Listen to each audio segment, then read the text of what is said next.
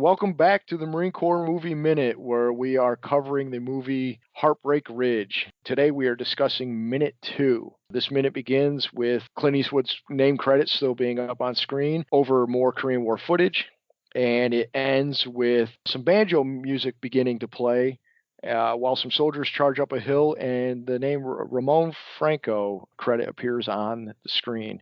And I forgot to introduce us. So it's already minute number 2, and I already messed it up. I'm your co-host, Brian Lockhart, and my co-host. Yeah, I'm Jack Perry. Well, welcome, Jack. Thanks for coming back to discuss, one of my favorite movies, Heartbreak Ridge. Yeah, this movie's a classic, man. I just, if it's on at any time, it's like, those handful of movies that when you watch, any of the Star Wars movies, Indiana Jones, Ghostbusters, like those series movies. But then if you see this movie, you're like, yeah, I don't care. It's the last 10 minutes. I got to watch it. Oh, yeah, for sure. It's just a cool movie.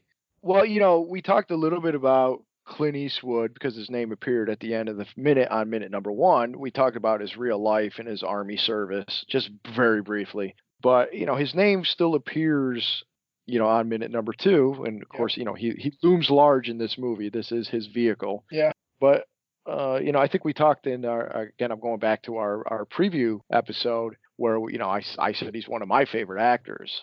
So, of course, this movie's high on my list, given that I love the Marine Corps. I love Clint Eastwood movies. So what about you? What are some of your favorite Clint Eastwood movies? What are some of his movies that stand out for you? Any of the westerns are pretty entertaining, but one that I always remember, other than Heartbreak Ridge, just because of the coolness of it, once it finally gets going, was Firefox. That cool ass airplane. You had to think in Russian. It was a cool movie. It was he was a pilot. It was a test pilot or something, and spoke Russian. I don't remember because it's been a while since I've seen the movie. But yeah, man, that was one of those just really awesome movies that maybe not highly as highly regarded as some of his other work, but definitely one of those that kind of sticks out in my head. Firefox, Heartbreak Ridge. Not your typical classic art film pieces, but they were entertaining and they were cool just because of just they were what they were. Cold War era movies. Yeah, and I like the movie Firefox as well. That's a good one, but it's not one I revisit very often. I own it. Mm-hmm. I don't really revisit it too much. No, the first of it's so slow. Yes, but it's good. Yeah. Now what you mentioned the westerns, and of course everybody likes the spaghetti westerns and the good, the bad, the ugly, which that is a great movie. I like Outlaw Josie Wales. That's a great one. That's a really good one. That's another very quotable Pale Rider. movie. Yeah, Pale Rider's a good one too. I enjoy Pale Rider. But honestly, one of my favorites, and I always butcher the two names because it's Any Which Way But Loose, or of course, Any Which Way You Can and Every Which Way But Loose. Well, right, A Man and His Monkey. I wish they would make more movies like that.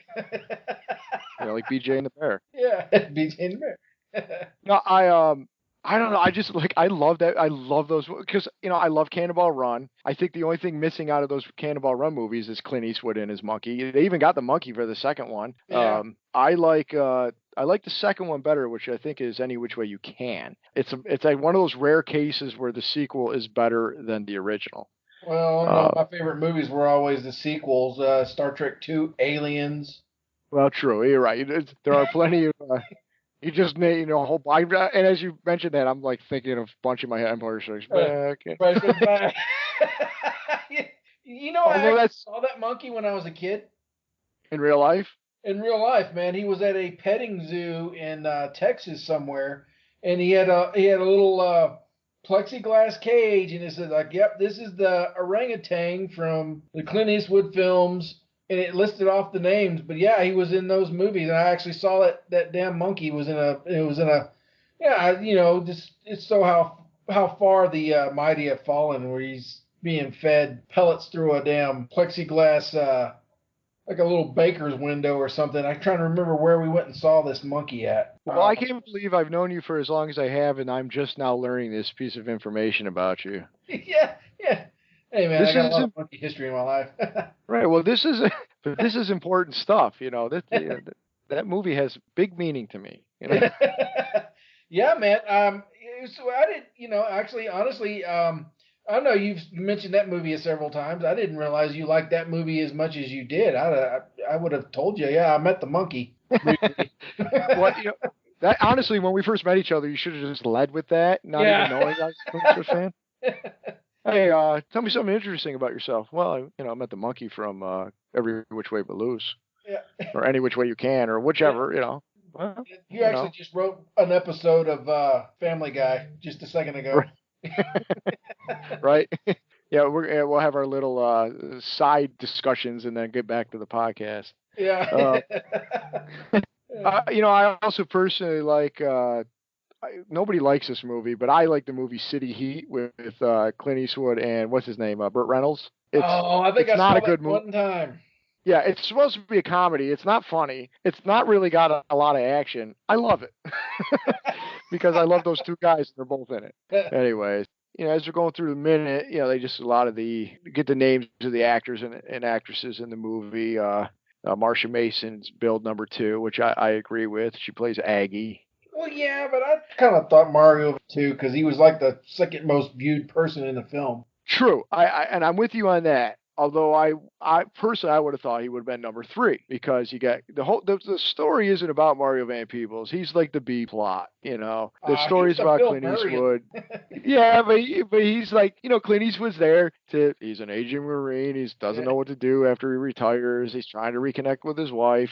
yeah, She's the sole purpose of why he does half the stuff he does in the movie besides training Marines. That's the other half. And Mario Van Peebles is kind of like the thorn in his side, the smart ass, but also his, we'll learn he has an arc as well. yeah, But that being said, it's funny you said it because like he's billed 8th as we're going through the minute. He's one of the last guys that pop up, and I counted him out. I'm like, he's billed number 8, and Oh, I'm is like, I he? cannot believe, yeah, he is billed so far down, compared to some of these other names on there. And the only thing I could think of at the time is he really hadn't done a lot. I think he did some Yeah, TV. but his He dad was was kind of famous. right. His dad was famous. I think he was up and coming. I don't think he was like a name per se yet. Yeah, I could be wrong. So I would at least thought he was number 3, but I'm guessing, some of the other guys, they had long careers because they were older, and maybe Clint Eastwood was better friends with them. Who knows? There's yeah, it's some possible. union rules or something. I don't know. But of course, then the minute ends with Ramon Franco's credit, and that's a Ponte. He's just one of the Marines in recon platoons. So No I'm habla. sure we'll talk. Right. Comprende. You So habla I'm sure now. we'll talk about yeah, raw. So I'm sure we'll talk about that as they show up in the movie. But I just it's just he popped up after. But yeah, that surprised me about Mario Van Peebles. But I guess given the how young he was and all that, I guess it makes sense. Yeah, But again, so as far as the minute itself, obviously we get some of the names of the cast and the crew. This minute is just more of the fighting.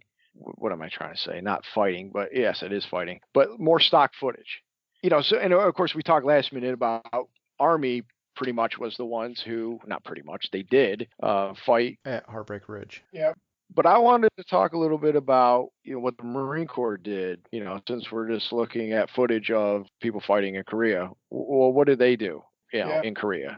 If they weren't part of Heartbreak Ridge, we can talk all day about the Army, but we're actually doing the Marine Corps movie minute. Yep. Yeah, obviously, the Korean War was from 1950 to 1953. The First Marine Division led the first major strike in the North Korea occupied territory with an amphibious assault in Incheon. Remember that being something they brought up in boot camp because Yep. in boot camp, the Marine Corps history is just as important as, if not more so, than the physical stuff. Yeah. Really kind of talking about the traditions and all that of the Marine Corps and battles and really, the Korean War for the Marine Corps is really where they became the modern Marine Corps and got their reputation. I mean, they already had a good reputation, but as far as like the Yeah, the end of modern, World War II stuff, with Iwo and right? all those other places. Yeah, the iconic moments. But when we started to really develop ourselves. Well, the way people nowadays love General Mattis and almost Mad Dog Mattis, and almost have a Mad right. Dog, But yeah, Mattis. Chesty Puller was a big personality for the Marine Corps at that time and during this war. Really, the most famous, got to be the most famous battle for the Marine Corps has got to be the Chosin Reservoir. The frozen Chosin. Yep. Basically they were surrounded on all. Well, surrounded. That's what it means, but they were surrounded on all sides. Chesty Puller basically said, "We're surrounded. Good. That simplifies the problem."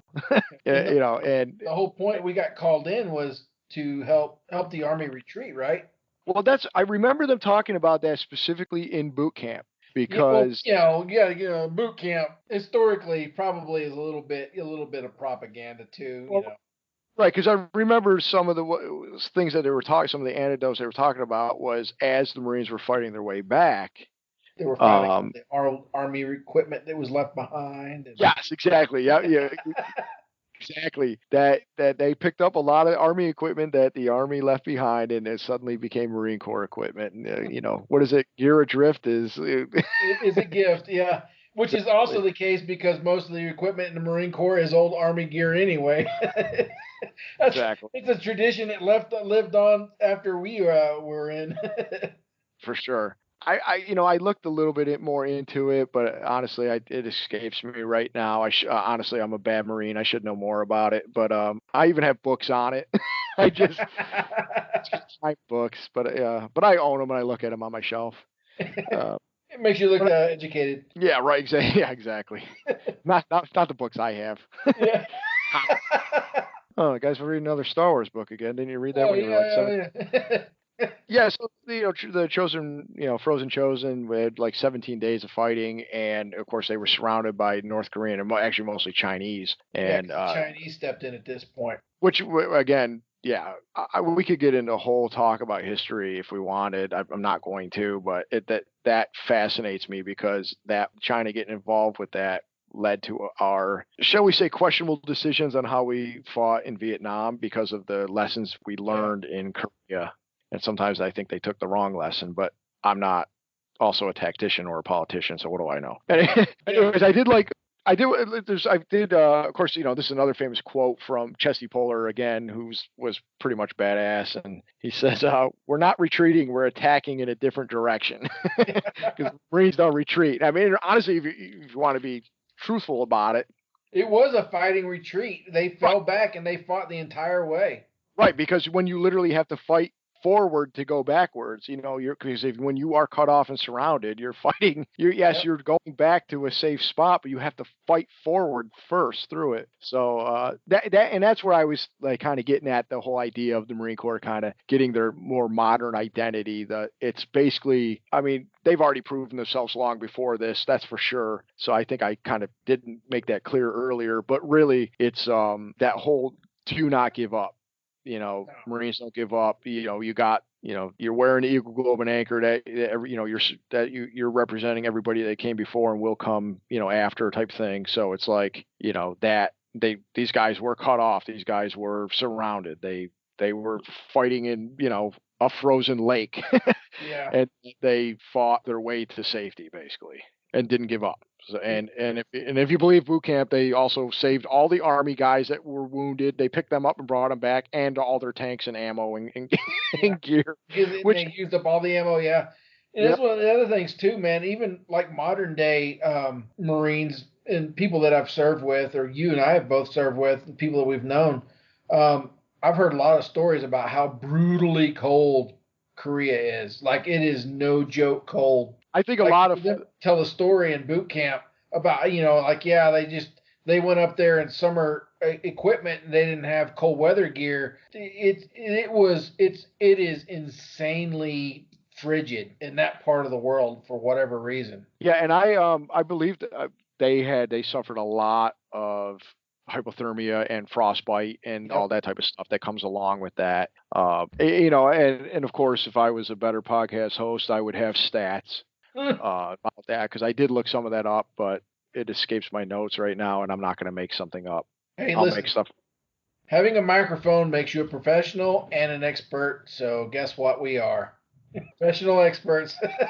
Listen to us. We got If I could steal, right, if I could steal a line or a quote from the James Bonding podcast, hey, we're lovers, we're not experts. I love the Marine Corps. I love this movie. I'm not an expert on either one, but that will not stop me from talking shit and talking about it like I know what the hell I'm talking about. Yeah. So, do you have anything else for this minute, Jack? No, man. No, I mean honestly, the opening credits. There's really not a whole lot to go off of. I mean, the only reason why we have anything to talk about is because there's actual war footage. I mean, if they were throwing up names, we'd probably just be giving everybody's autobiography from Wikipedia. But Right.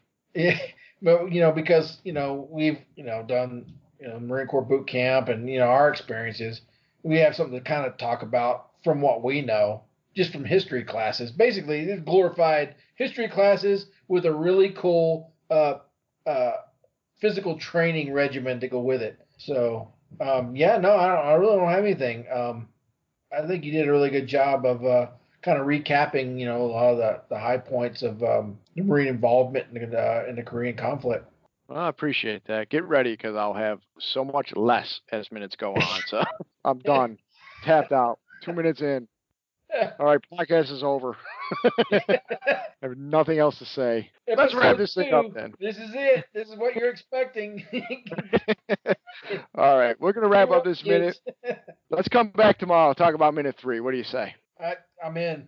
All right. Well, thanks everybody for joining us for these last few minutes discussing minute 2 of the Marine Corps movie minute 2 of Heartbreak Ridge. I hope everybody comes back and joins us for minute 3. Let's say goodbye to the nice folks, and we'll talk to them all tomorrow. Goodbye, nice folks.